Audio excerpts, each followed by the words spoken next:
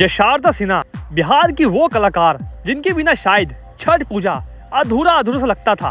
लेकिन संयोग देखिए, छठ पूजा के दिन ही आखिरकार शारदा सिन्हा जी ने इस दुनिया से अलविदा कह दिया और दिल्ली के एम्स में आखिरी सांस ली। जो लंबे समय से बीमार थी शारदा सिन्हा और जिनके इलाज के दौरान अचानक से खबर आती है कि शारदा सिन्हा जी इस दुनिया में नहीं रही।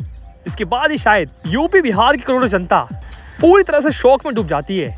और हर साल शारदा सिन्हा छठ पूजा के मौके पर अपना गीत लेकर आती हैं और इनके गीत के बिना तो शायद छठ पूजा अधूरा अधूरा लगता है। लेकिन शायद जाते जाते शारदा सिन्हा जी ने आप सभी को मायूस नहीं किया और इस साल भी जाते जाते शारदा सिन्हा जी आप सभी के बीच छठ गीत गा कर गई हैं। हालांकि इसके बाद से ही पूरे भोजपुरी इंडस्ट्री दुख के माहौल में डूबा हुआ है।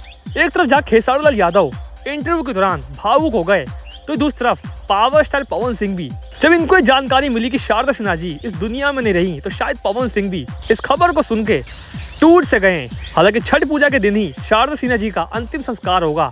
इसमें खबर आ रही है कि पावर स्टार पवन सिंह भी वहां पे शामिल हो सकते हैं।